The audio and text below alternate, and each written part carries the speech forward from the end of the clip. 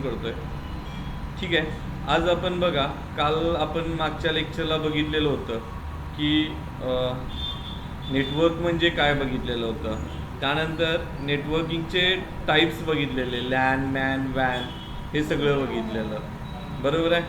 त्यानंतर आपण बघितलेलं लॅन मॅन वॅन बघितलेलं. त्यानंतर आपण बघितलेलं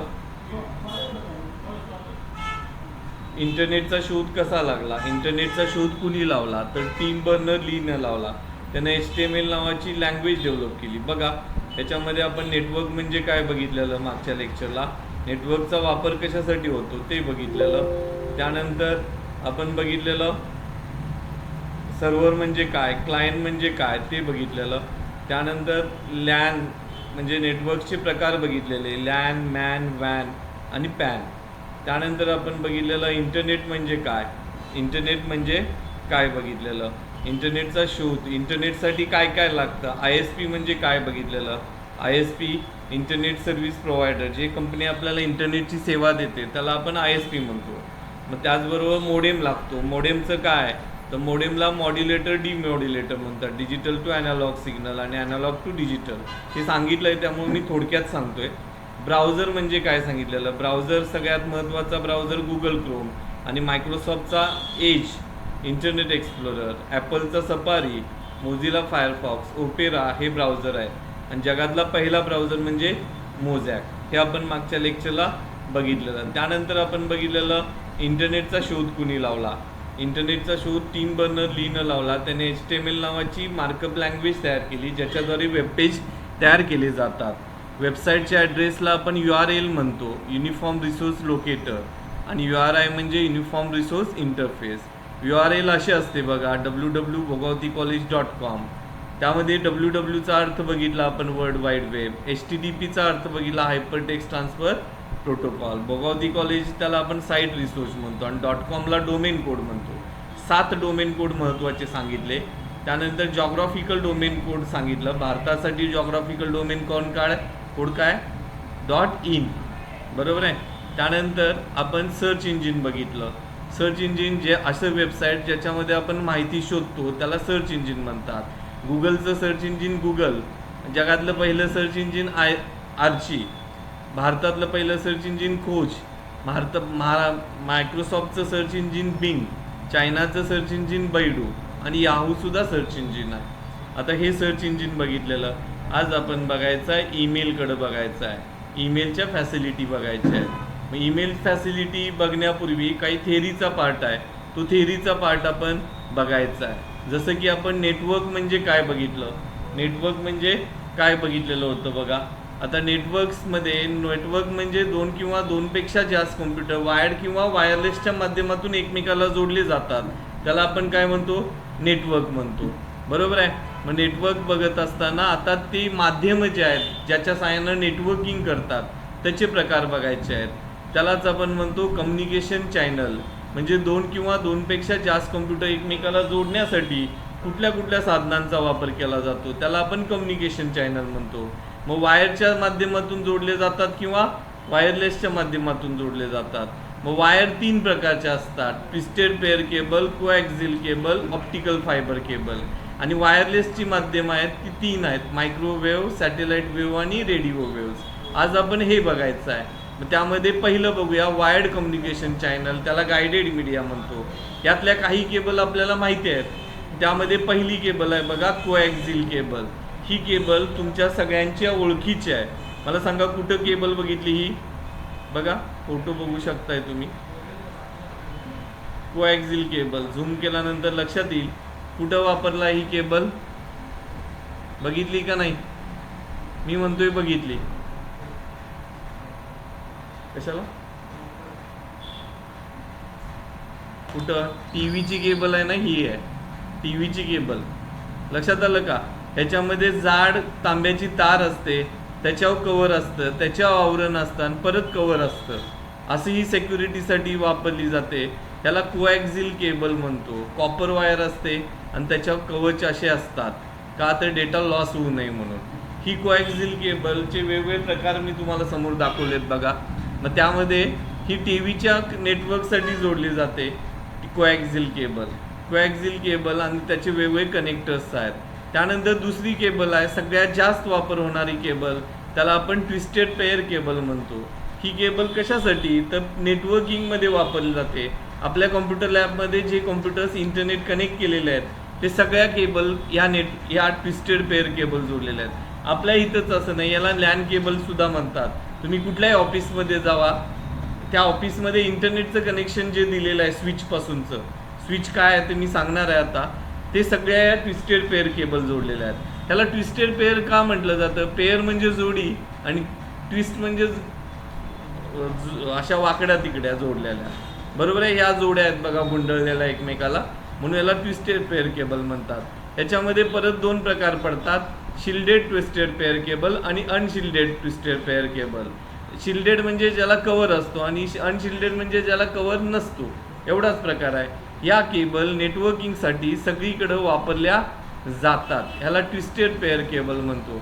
याचा कलर कोड असतो आणि तो कलर कोड वेगवेगळ्या पद्धतीनं वापरला जातो आणि त्याला नेट कनेक्ट करण्यासाठी पुढे इथं RJ45 कनेक्टर वापरला जातो लॅन कनेक्ट करण्यासाठी. तुम्ही जिथं बसताय तिथं सगळीकडे या केबल जोडलेल्या आहेत म्हणून आपण इंटरनेट कनेक्ट करू शकतो. ओके, ही ट्विस्टेड पेअर केबल झाली. त्यानंतर तिसरी केबलचा प्रकार आहे बघा, optical fibre cable. Optical fibre cable ही केबल सगळ्यात महत्त्वाची आहे, त्याला ऑप्टिकल केबल म्हणतो. आता जर आपण बघितलं आपल्याकडे इंटरनेट कुठलं कनेक्शन आहे तर आपल्याकडे इंटरनेट भीमा इंटरनेटचं आहे आणि इथं जी केबल आलेली आहे ही ऑप्टिकल फायबर केबल आहे, इंटरनेटची आलेली आहे, जी आतमध्ये मोडेमला जोडलेली आहे. ही cable optical fibre cable direct कॉम्प्युटरला जोडली जात नाही, इंटरनेट जोडत नाही आहे. इंटरनेटकडून आलेली केबल ISP कडनं आलेली केबल पहिल्यांदा मोडेमला जोडतात, त्यामुळे इथं मोडेम जोडला आहे. मोडेम मागच्या लेक्चरला सांगितलं मी मोडेम काय असतो. ओके, मोडेम जोडला आणि मोडेमपासून इंटरनेट सगळ्या कॉम्प्युटरला दिलेला आहे. आता ही फायबर ऑप्टिकल केबल किंवा ऑप्टिकल फायबर केबल ह्याच्यामध्ये जी तार आहे ही तार नसून ग्लासची तार आहे, ग्लासची तार आहे, काचची. ह्याच्यामध्ये जे सिग्नल येतात ते लाईटच्या स्वरूपात येतात. तुम्हाला माहीत आहे शाळेत तुम्ही शिकलाय काय तर प्रकाशाचा वेग हा आवाजाच्या किंवा इतर सगळ्या वेगापेक्षा फास्ट असतो. जेव्हा वीज होत असताना आवाज आणि प्रकाश एकदम होत असतो, पण पहिल्यांदा आपल्याला काय दिसतं, चमकतं पहिल्यांदा. का तर प्रकाशाचा वेग जास्त आहे, म्हणून ह्याच प्रकाशाचा वेगाचा वापर या ऑप्टिकल फायबर केबलमध्ये केलेला आहे फास्ट सिग्नल्स पास करण्यासाठी. त्यामुळं हे वापरलं जातं आणि इंटरनेटचं स्पीड ज्यावेळेला ऑप्टिकल केबल आल्या त्यावेळेपासून इंटरनेटचं स्पीड मोठ्या प्रमाणात वाढलेलं आहे. बघा इथं आता ही केबल आहे, इथं काचेची केबल असते, ती गुंडळून चालेल का?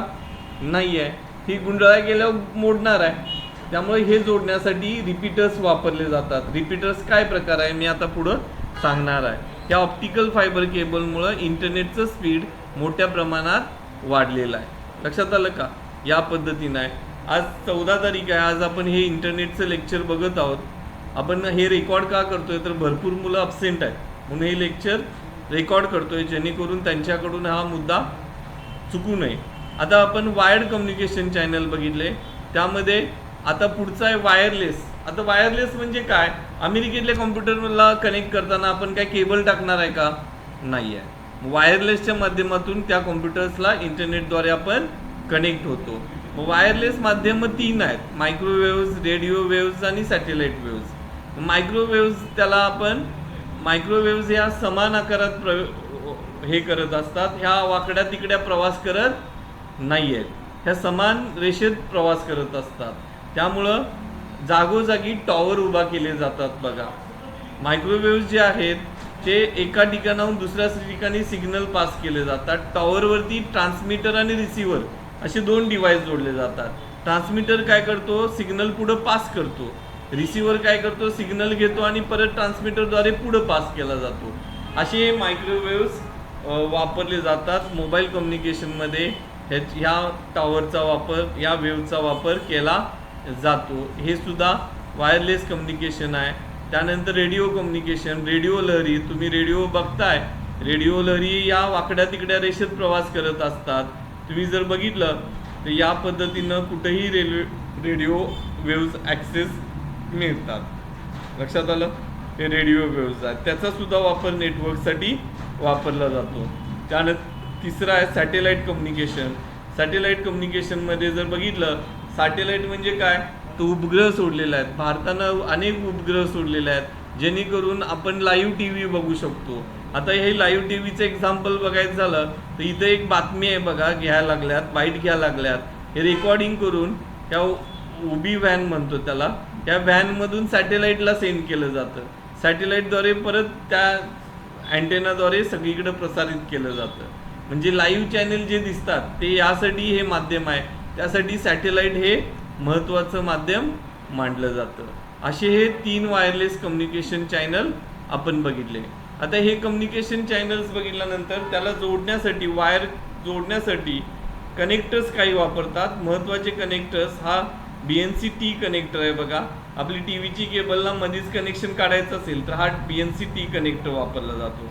त्यानंतर हा DB9 कनेक्टर आहे, 9 पिना असतात त्याला, हा 9 पिना. टी व्हीचं केबल ॲक्च्युअल जे सेटअप बॉक्सला जोडलं जातं त्या केबलला जो प्लग जोडला जातो हा N कनेक्टर किंवा N प्लग म्हणतात बघायला, N प्लग. हे टी व्हीचे केबल त्या सेटअप बॉक्सला ह्या प्लगच्या साहाय्यानं जोडली जाते, बरोबर आहे. त्यानंतर हा RJ45 कनेक्टर आहे, जिथं लॅन जोडलं जातं. लोकल एरिया नेटवर्क म्हणजे ट्विस्टेड पेअर केबल जे आहेत वेगवेगळ्या कलरची, तर ह्या कनेक्टर्समध्ये जोडले जातात. त्यासाठी विशिष्ट पद्धतीनं जोडणी करावी लागते. हा RJ45 कनेक्टर आहे बघा. अशा पद्धतीनं वेगवेगळे कनेक्टर्स आपण बघितले. ठीक आहे, कनेक्टर्स झाले. आणि आता शेवटचा पार्ट आहे बघा, नेटवर्क कंपोनंट्स. नेटवर्क कंपोनंट्समध्ये बघायचं झालं तर नेटवर्किंग करत असताना आपल्याला कुठले कुठले कंपोनंट्स वापरावे लागतात. त्यामध्ये पहिला आहे बघा स्विच. आपल्या लॅबमध्ये भिंतीला जो मोठा सगळ्या केबल ज्या ठिकाणी जोडलेल्या आहेत असा स्विच जोडलेला आहे बघा. हा स्विचचं काम काय, मी प्रत्येक कम्प्युटरला वेगळी केबल इंटरनेटची देऊ शकतो का कनेक्शन तिकडून आणून? नाही आहे, एकच केबलचं कनेक्शन आहे. जे केबलचं कनेक्शन ह्या स्विचला जोडलं जातं इंटरनेटचं. आणि इथनं मग कम्प्युटरला सगळ्या केबल दिल्यात. एकाला इथं आलं की इंटरनेट, एकदा इथं आलं की सगळ्या कम्प्युटरला इंटरनेट जातं. मुळात हे नेटवर्कसाठी सर्व्हर किंवा सेंट्रल डिव्हाइस म्हणून हे स्विच काम करत असतं. हा स्विच महत्त्वाचं काम करतो. आपल्या लॅबमध्ये सगळे कम्प्युटर नेटवर्कमध्ये आहेत आणि ते नेटवर्कमध्ये जोडत असताना लॅबमध्ये स्विच जोडलेला आहे आणि या स्विचपासून प्रत्येक कम्प्युटरला केबल गेलेला आहे. ती केबल आहे ती ट्विस्टेड पेअर केबल आहे. आपण जी केबलचा प्रकार बघितला तो इथं जोडतो. त्यानंतर लहान नेटवर्क्स जर जोडायचे असतील तर इथं हब वापरला बघा. हब छोटे छोटे नेटवर्क कनेक्ट करायचे असतील तर असा हब स्विचच्या बदल्याला आपण वापरू शकतो. त्यानंतर नेटवर्क ॲडॅप्टर कार्ड आहे बघा. ॲक्च्युअल जिथं लॅनची केबल कम्प्युटरला जोडली जाते ते कार्ड म्हणजे ही नेटवर्क ॲडॅप्टर कार्ड. अशी पिन असते ती जोडली जाते. इथं बघा, पूर्वी असं नेटवर्क ॲडॅप्टर कार्ड घ्यावं लागत होतं, पण आता इनबिल्ट कम्प्युटरला नेटवर्क ॲडॅप्टर कार्ड असतं त्यामुळं ते जोडलं जातं. आता अलीकडं लॅपटॉप विदाऊट नेटवर्क ॲडॅप्टर कार्डचे आहेत का, तर ती नेटवर्कची केबल जाड असते, तेवढा पण लॅपटॉप जाड नसतो. त्यामुळं ते स्लिम करण्यासाठी ती ऑप्शनच काढून टाकला.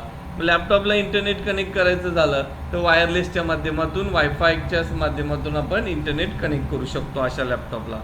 त्यानंतरचं डिव्हाइस आहे बघा रिपीटर. आता रिपीटर काय आहे, नावातच रिपीटर आहे. तुम्ही बघितलं असेल ही फायबर ऑप्टिकल केबल आहे. समजा फायबर ऑप्टिकल केबल टी व्हीच्या केबलसाठी पण वापरतात, मग टी व्हीचे चॅनलसाठी वापरले जाते. कोल्हापुरासने केबल आले हळदीपर्यंत. आता हळदीपर्यंत केबल येत असताना मधी केबलला जोड द्यावा लागतो ना कुठंतरी, आणि त्या वायर काय गुंडळता येत नाहीत. ते जोड देताना हे रिपीटर जोडले जातात. आणि रिपीटर काय करतं, सिग्नल वीक जे झालेले आहेत परत रिजनरेट करतं. समजा या ठिकाणून सिग्नल स्ट्रॉंग आलेत तर रिपीटर परत सिग्नल रिजनरेट करतं आणि शेवटच्या व्यक्तीला स्ट्रॉंग सिग्नलच पास केले जातात. त्यामुळं आत्ताच्या केबल जशा पहिल्या व्यक्तीला गावातल्या पहिल्या व्यक्तीला जे जसं दिसती केबल तशीच शेवटच्या व्यक्तीला शेवटच्या टी व्हीला दिसते. पूर्वी तसं नव्हतं. गावात केबल आली की पहिल्या टी व्हीला चांगलं क्लिअर दिसायचं आणि जिथं शेवटला गेलं की तिथं वीक असायचं, केबल क्लिअर लागत नव्हती. का तर मध्ये डेटा लॉस होत होता. आता या फायबर ऑप्टिकल केबल आल्यामुळं डेटा लॉस होत नाही. लक्षात आलं. आणि रिपीटर रिजनरेट करतात सिग्नल, असे रिपीटर्स वापरले जातात. त्यानंतर हब झाला. गेटवे बघा, गेटवे दोन नेटवर्कच्या मधला दरवाजा म्हणून गेटवे काम करतं. दोन नेटवर्कला जोडण्यासाठी गेटवेचा वापर केला जातो. त्यामुळे गेटवे दोन नेटवर्क्समध्ये वापरलं जातं. बघा, राउटर सुद्धा वापरला जातो दोन नेटवर्क्सच्या मध्ये, स्विचच्या मध्ये राउटर म्हणून वापर केला जातो. आणि शेवटचा आहे बघा ब्रिज, दोन समान नेटवर्क्स जोडण्यासाठी आपण जे वापरतो त्याला ब्रिज म्हणतो. ह्याच्यावर काय एवढं प्रश्न विचारले जात नाहीत, पण नेटवर्क कंपोनंट्स आहेत म्हणून मी तुम्हाला सांगायला लागलोय. आता इथं झाले आपण आजचा थेअरीचा पार्ट संपला. नेटवर्किंगमध्ये आपण कम्युनिकेशन चॅनल बघितलं, कनेक्टर्स बघितलं आणि नेटवर्क कंपोनंट्स बघितलं. पुढच्या लेक्चरला आपण OSI मॉडेल, टोपोलॉजी आणि सर्व्हर बघणार आहोत. यातलं एखाद दुसराच पॉईंट घेतला जाईल. जास्त थेअरी पण नको आहे. आता जशी जास्त झाली तसं न होता दररोज थोडं थोडं थेअरीचा पार्ट घेऊ, म्हणजे आपल्याला पण कंटाळा येणार नाही आहे. आता महत्त्वाचं काय आहे तर आजचा महत्त्वाचा पॉईंट म्हणजे आपण आज ईमेल बघणार आहोत. ईमेल तुम्हाला माहीत आहे, पूर्वी पत्र एकमेकाला संभाषण करण्यासाठी एकच माध्यम होतं लांबच्या व्यक्तीबरोबर बोलण्यासाठी, पत्रव्यवहार. साधं पत्र असायचं, पेननं लिहायचं आणि पाठवायचं. 8 दिवसानं पत्र समोरच्या व्यक्तीला पोहोचत होतं. एखादी व्यक्ती एक्सपायर झाली तरी 8-8 दिवसानं निरोप यायचे, त्यांना मिळायचे. त्यामुळं 12 दिवस व्यवस्थित घरात राहिलं पूर्वी राहत होते, त्याला कारणं होती. पण आता तुम्ही बघितलं असेल, आत्ताचा नेटवर्क एवढं मोठं झालं आहे, साधी घटना, किरकोळ घटना घडली तर एका सेकंदात सगळीकडे बातमी पसरते, जगात सगळीकडे पसरते. एवढं आता नेटवर्किंग स्ट्रॉंग आहे. हे सगळं नेटवर्किंगमुळं झालं आहे. हे सगळं कशामुळं? नेटवर्क म्हणजे काय? सगळी डिव्हाइस एकमेकाला जोडलेले आहेत, त्यामुळे कुठलाही मेसेज लगेच दुसरीकडं पाठवता येतो. आता तसंच आहे पत्रव्यवहार करत असताना. पत्र म्हणजे मेल म्हणजे काय? पत्र.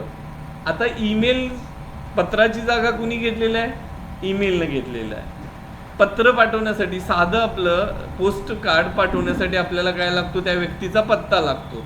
पत्ता म्हणजे काय? त्याचं नाव, त्याचा घरचा पत्ता, गावचं नाव, तालुका, पिनकोड टाकलं की त्याच्या घरात पत्र जातं. आता ह्या पत्राच्या ऐवजी इलेक्ट्रॉनिक पत्र आलेलं आहे, त्यालाच आपण ईमेल म्हणतो. त्यालाच काय म्हणतो? ईमेल. ईमेलवरती प्रश्न आहे, ईमेलचा फुल फॉर्म काय? तर काय म्हणतो आपण? इलेक्ट्रॉनिक मेल, हा प्रश्न आहे. मग इलेक्ट्रॉनिक मेल म्हणजे काय? तर इलेक्ट्रॉनिक साधनांच्या सहाय्यानं जे पत्र पाठवलं जातं त्याला काय म्हणतो आपण?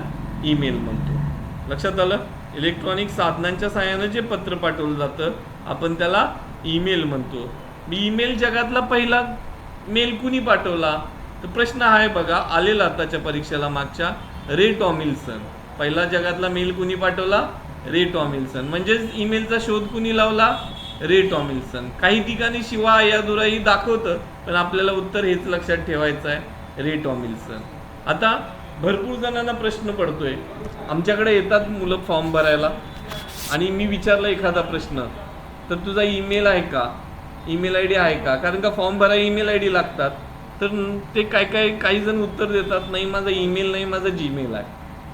आता जीमेल आहे म्हटल्यानंतर आम्हाला असं येतं, कारण का त्यालाच माहीत नसतं की ईमेलमध्ये आणि जीमेलमध्ये काय फरक आहे, आणि ईमेल आणि जीमेल एकच आहे हे माहीत नाही. हे दुर्दैव आहे. तुम्ही कॉम्प्युटर शिकला आहे तर तुम्हाला ह्याचा फरक माहिती पाहिजे.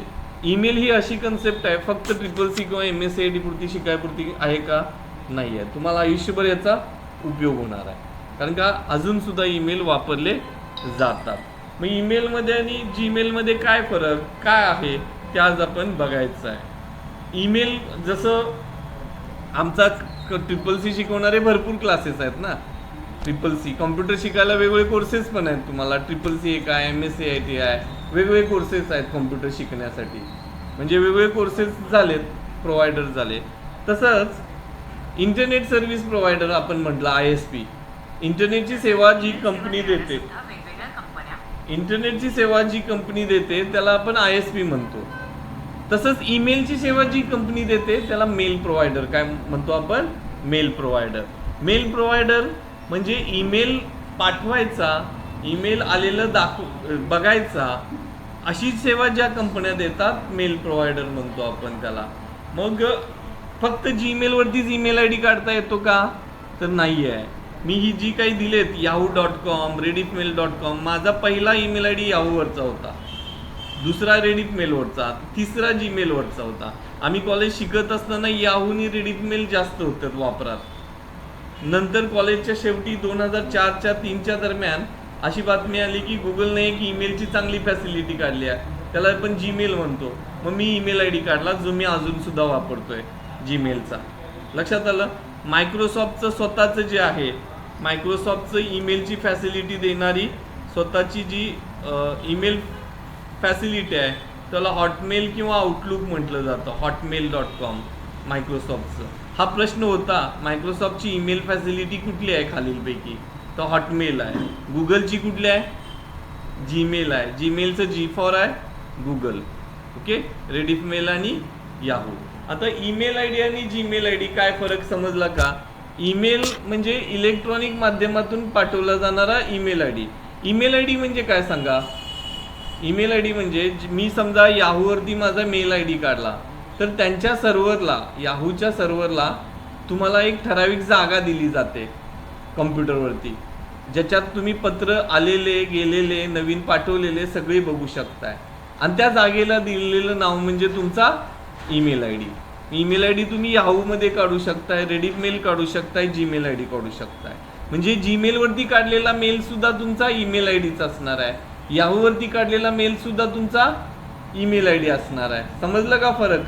ईमेल आहे का आहे, कुठला आहे, जीमेलचा आहे, असं उत्तर आलं पाहिजे. नाहीतर माझा ईमेल आहे, माझा ईमेल नाही, माझा जीमेल आहे असं म्हटलं तर खुळ्यात निघणार आहे. बरोबर आहे? ठीक आहे. मग आमचा दिशा कॉम्प्युटरचा ईमेल आय डी आहे बघा, dishahaldi@gmail.com. मग ईमेल आय डी काढण्यासाठी जसं आपण बँकेत गेल्यानंतर फॉर्म भरतोय तसा आपल्याला एक फॉर्म छोटासा भरावा लागतो. फॉर्म भरल्यानंतर OTP येतो. मग OTPचा फुल फॉर्म काय? वन टाईम पासवर्ड, जो 10 मिनिटासाठी व्हॅलिड असतो. कुठलाही पासवर्ड त्याला वन टाईम आणि एकदा वापरला 10 मिनिटाच्या आतच तर तो परत वापरता येत नाही, वन टाईमच असतो. त्यामुळे वन टाईम पासवर्ड. आता इथं आपण ईमेल बघितलं, आता आपण गुगलचा मेल काढणार आहोत, जीमेल. आता जीमेलच का मी काढून देणार आहे, तर जीमेलचा एक आय डी काढला तर आपण जीमेलच्या अनेक सेवा वापरता येतात. अँड्रॉइड जी ऑपरेटिंग सिस्टीम आहे ती कुठल्या कंपनीची आहे? गुगलची आहे. त्यामुळे मोबाईल घेतला की आपल्याला ईमेल आय डी जीमेलवरती काढायला लागतो. का? तर सगळ्या फॅसिलिटी आपल्याला लॉग इन होतात. त्यामुळे मी जीमेलचं अकाउंट काढून दाखवणार आहे आणि नंतर आपण सगळ्या फॅसिलिटी जीमेलच्या सर्व्हिसेस त्या अकाउंटद्वारे बघणार आहोत. तुमच्याकडं मोबाईल आहे कुणाचं? आहे ना? ईमेल अकाउंट काढायचं आहे. ठीक आहे. मग आता ईमेल अकाउंट काढायचं आहे. आपण ईमेल अकाउंट काढत असताना वेगवेगळे ब्राउझर वापरताय. आपण गुगल क्रोम वापरूया.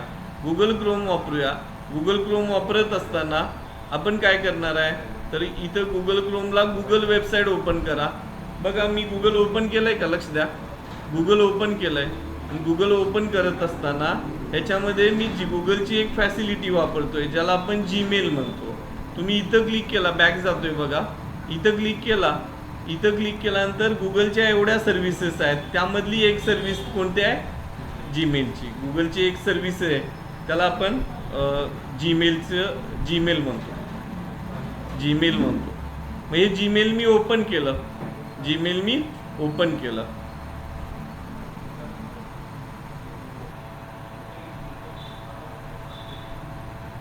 झालं का नाही?